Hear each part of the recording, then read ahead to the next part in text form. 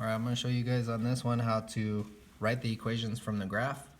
So this is an ellipse. I know it barely looks like it, but it is one.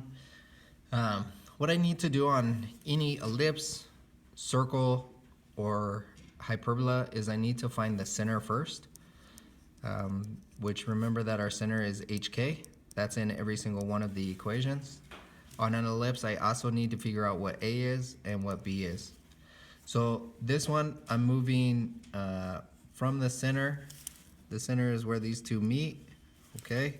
The center is going to be at 1, 2, 3, 4.5, which is 9/2, comma, 1, 2. So that's my center. The A is the bigger movement. I'm going up 2, and I'm going side to side 1.5. So that means that my up movement is bigger. My up movement is 2. My side movement is 1.5 or 3/2. So I'm gonna do bigger movement side to side, or sorry, up and down. So this is gonna be vertical. It's gonna be y minus 2 squared over 4 plus x minus 9/2 squared over, this squared is going to be 9/4. We don't want to put a fraction underneath a fraction. The way that this would actually be written would be you flip it and multiply.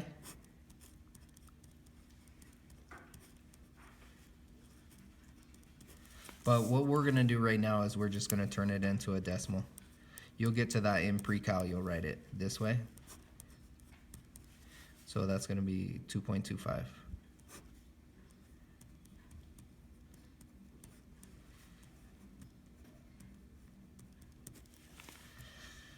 Okay, if we have a circle,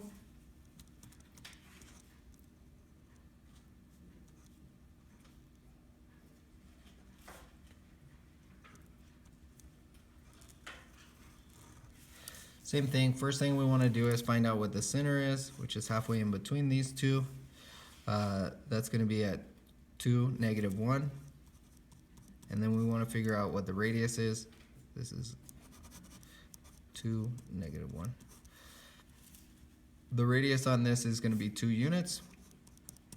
So we're going to go x minus 2 squared plus y plus 1 squared equals, I said 2, but I wrote down a 1, equals 4.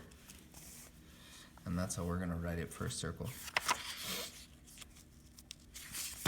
Hyperbola, again, we want to find the center. So we'll have a box on here.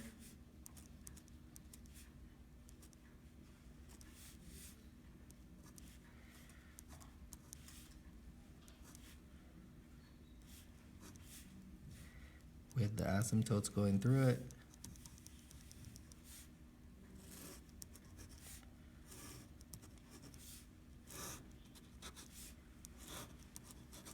So we need to find our center, which is HK.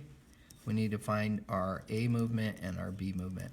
Now this one's horizontal. I can tell right away, so I know that this has to be X first.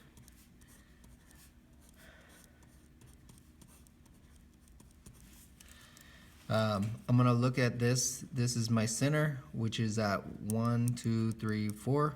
1, 2, 3. So a center of 4, 3.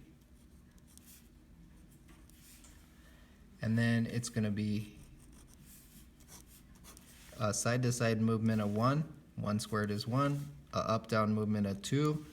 2 squared is 4. And it always equals 1. I don't know why I have those running into each other. So that's what we're doing there. Parabola, we need to either find the focus or the slope. So if I have one,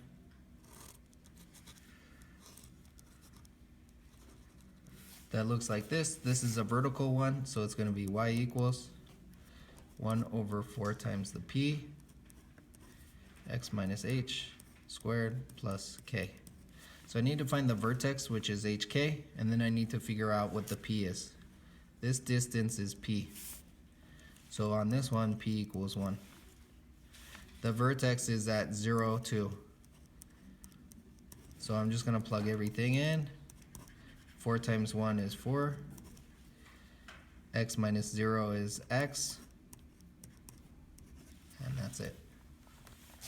If I can tell the slope,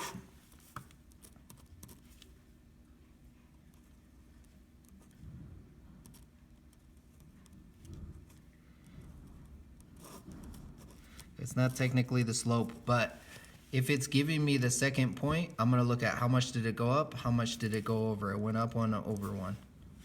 This one is horizontal, so it's going to be x equals. Whatever this is goes right here.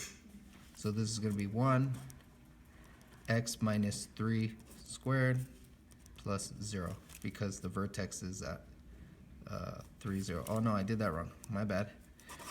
This should be x equals 1 y minus 0 squared plus 3 because it's horizontal. So that's what we're doing when we're graphing them.